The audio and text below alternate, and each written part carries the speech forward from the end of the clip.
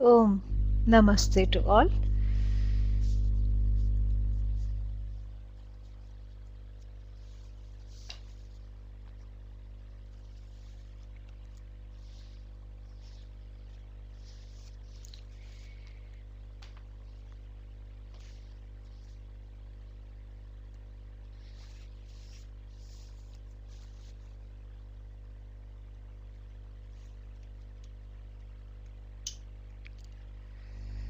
Om Sahana Bhavatu Sahanau Bhunaktu Sahaviryam Karavavahai Tejasvinavadhitamastu ma Vidvishavahai.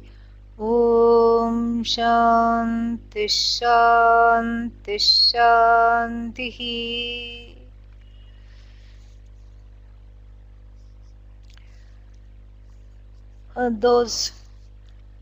For those who have been following the text, you will see that it continues to be very rewarding. And for those who are joining for the first time, today, welcome. And this is a text called Bodhasara. Bodha means knowledge, Sara means essence. And like I said in the last class, lest you think essence means it's a tiny, half-ounce bottle of some exotic flower or something like that. The essence is in the form of a magnum opus. This book, huge, bigger than Bhagavad Gita. And so that is Bodhasara. It's a later Vedantic work written during the 18th century. 1798 was the first manuscript that they found, dated, and so this is what we have been studying. And even if you have not, if you want to, you can catch up with the classes before, but even if you have not looked at that, then we have to we just begin anew. We have to begin anew, and it's okay, no problem, because the same themes, there are certain themes that keep coming back. We come back to that, so not to worry. So the last class was in Eugene, in December. And so this has been 4 months. Usually we have it once a month, but from now on, I think whenever I'm in town, we'll have it whenever I'm not traveling, we'll have it as much as possible once a week, a shorter class. And that way it will move forward, because we had a regular class which was Kathopanishad, which has since concluded. And so now we have that slot for that. And then what we will do is we will start, December 9th. That was in the trauma healing center, I remember. So that was the last class. And so, we will continue with this. And so it will move if we are doing it frequently. So that's the idea. So now, in December, we left at a interesting place. So for those who are wondering where we are at the text, so look for section 14 in the attachment that was sent to you, or it's also here in the class text, Bodhasara. So look for that, and let's see how to tell you where it is. I should have looked at this before itself. Let's see. Here is your text. So you go to section 14, and which is, I'll tell you the page. It will be easier to find. Most people have the book, so I stopped doing this, but online it's important. So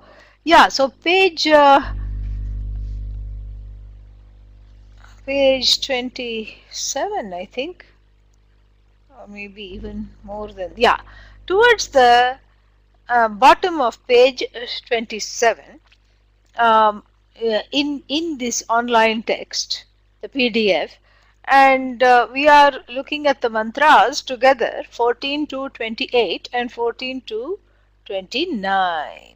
Yeah. Yes, thank you, thank you, thank you so much. Yes.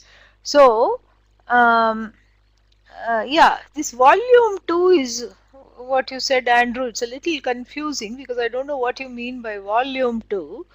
There is no volume 1 or 2. It's just section 14. Yeah. Oh, verse 2. No, it's not even verse 2. It is verses 28 and 29. And I don't know where this 2 is, because that's also there in the thing here in the online text. I'm not sure what it, yeah, I'm not sure what the 2 refers to, but you can just say section 14 verse 28 29. Okay, yeah, 2 means like a subsection, I suppose. So it doesn't matter because we are not going in order. We are, we are picking things off and going slightly, because we are not studying the whole thing in a, krama, in order. We are taking things that are most important. So a little sara out of the Bodhasara. So that is what the whole thing is. Okay. So this is where we are at in the text. So we'll read these 2 verses because it's been a long time. Little brush up is needed, and besides it's very pretty, beautiful verses with a wonderful imagery. So it's worth going over. प्रेक्षितुं न विजानाति प्रेक्षणे कुरुते मनः लज्जां जहाति नैवेयं वयः सन्धिरयं किलः चलिता स्वामी गेहाय वधूः खेद्यति रोदिति इदमत्र समाधानं padamagre dadhati yat. Using the imagery of a new bride, the first verse that was chanted just now talks about the new bride entering the institution of marriage. And the second verse talks about the new bride entering what? The home.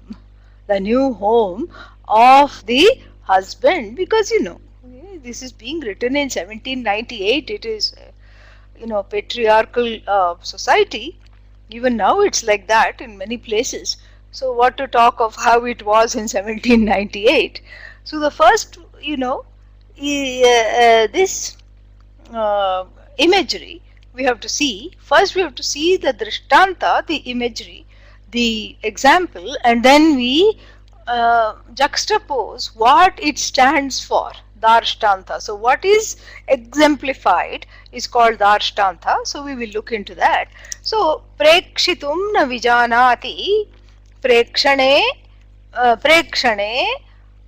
kurute manaha. So this is the first meeting. This is like an arranged marriage, and so the tons of relatives, and then all these relatives are there, and what are they doing? They have come together to finalize this alliance, and just for the sake of them two meeting, they have brought this the young man and the young woman here have been brought together by the families. And there's no dating or talking or anything like that. They're just meeting. And now the convention states that the vadhu, the vadhu to be, the bride to be, is not supposed to brazenly look at the young man that she is about to be betrothed to, shamelessly. She is not supposed to do that, So And then what? You know, uh, she's supposed to be bashful, and she's supposed to be not advertising the desire for this young man or how he looks, or checking him out, as we would say in the modern times. She's not supposed to check him out. Yeah, but there are no such conventions for him. But it is in a way mutual, because in those days nobody really looked at each other, because there would be so many relatives and then they were afraid of being made fun of. So nobody really looked at each other. They didn't even know what they were getting into. So then what happened? So prekshitum na vijanati, prekshanam kurute manaha. So she knows that, the convention states that I must not look at the fellow that I am going to be betrothed to. But then prekshanam kurute manaha, the mind urges her, when she just looks at all the, the what is that, the chatty aunties who are about, whose all of their gazes on her, how she will behave, what she will do, etc., because they need something to talk about in the next gathering when they gather together. so so they are, looking at her, because for them this is an event to talk about later, to discuss how was the girl, was she well behaved, how was the boy, how is their jodi, how will they look together as a couple, all these things. This is what, this is how they spend the time. And so this is what it is. So all the gazes of all the aunties and the uncles, the mamas, mummies sitting in the room, they are all looking at her and looking at him as well, and they are looking to see if she will look. That is very important. So what does she do? She just checks. First she doesn't check him out. She checks the aunties out, and after she's convinced that they are busy serving the tea, and the uncles are busy talking amongst themselves, whatever it is, then she quickly takes a look, because the mind urges her to look because of curiosity. There is a certain curiosity. And what is this curiosity? It's like, after all, this is my, from the standpoint of this young girl, this is her destiny, because the young girl's destiny in those days was marriage. So this is my destiny, this institution is my destiny, and this is the fellow that I'm going to be spending all my life with. So I have every right to look. So let me just catch a quick look. So nonetheless, the mind urges her to take a quick look. And then what happens? Lajjam jahati. So in the process, she gives up lajja. Lajja means a certain shyness. And the shyness here is not real. It is an expected shyness based on what? It's an expected shyness based on the expectations of others. So it's not her own shyness, it's the shyness that other people say that is warranted in a situation like this. You don't greedily, look at whether it is an item of food that you like. In the Indian culture, this is how one is trained to manage the desires, manage the ragadveshas.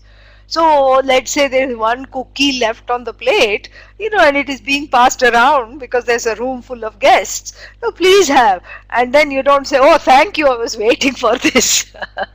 You swallow back the drool that was coming, and then you say, no, you please give it to this one. No, please offer it to them. Meanwhile you are, if you can pray, you are praying to the Lord, oh Bhagavan, what? Say, let that cookie come back to me, let nobody else want it 3 times over, and let it be left over for me only. It was so wonderful, this cookie, and the mind may be saying that. And another part of the mind may be disgusted for wasting a whole prayer to Bhagavan on one cookie. Come on, Bhagavan, we have to ask big things. Why are you asking this small thing? Like this. So the mind is a raging torment of all kinds of thoughts and whatever. But meanwhile, the expectation is what? The societal expectation is that you will say no to the last cookie even if you want it badly. The more badly you will want it, the societal expectation is you will refuse it so that the other person can have it, because this is how one grows spiritually. But one grows spiritually by letting the other person, have things that one wants. Yes. Yeah, this is tyaga. This is sacrifice. Yeah, you may be wanting something very, very badly. And then what? You just give it up. Yeah. And in giving it up, you're not because one is also studying and one is focused on the Shastra, there is no deprivation. Yeah, there is more of a going towards the Shastra, because one has done the right thing by giving it up. And so here, it's a similar kind of a what is that? It's a very involved example. So it's a similar kind of a situation where she is not supposed to look and greedily, oh, not bad, he looks good. Let me smile and see if he smiles back. Let's see how he talks. Let's see how he walks. All this is not allowed. Yeah. Why? The idea is you just, you are supposed to be just go along with whatever it is that is there, and the horoscopes have matched, and you may not have dated the person, but the horoscopes have dated the person. What? Dated each other in the astrologer's house. They have spent some time together, and then now this meeting is taking place, and even though she knows better to not look, she still steals a look. Lajjam jahati. Lajjam jahati means giving up this whole social convention. Lajja is a modesty here, not shyness, modesty. So giving up lajja, giving up this modesty that is enforced by the society, giving up that modesty, she dares to look. She dares to sneak a peek at her beloved, and then na eva ayam, na eva lajjam jahati, na eva ayam lajjam jahati, na eva ayam sandhihi ayam khila.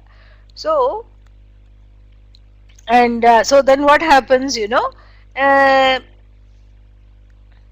this is vayasandhihi. Vayasandhihi means this is her transition to adulthood. This is a transition to adulthood, when she is no longer afraid of social conventions and dares to look at the husband to be. That much only is the example. Yeah. So, and so then what is suddenly this bride and everything coming? What is this whole idea? The whole idea is that the bride here, which is feminine, is the buddhi. Buddhi is the bride to be, and buddhi is betrothed to what? Generally the buddhi is betrothed to ragadveshas, correct? Buddhi is permanently engaged, pun intended, to and in ragadveshas. So this is what the buddhi does. It is completely full of ragadveshas unabashedly, and it feels very loyal to fulfilling all the ragas and all the dveshas, right? And so the buddhi is now shown what its destiny is. Not the husband. We are now talking of what is exemplified. So what is the destiny of the buddhi? What is the destiny of every buddhi? if not every buddhu. Huh? Yeah, moksha, self-knowledge for the sake of liberation.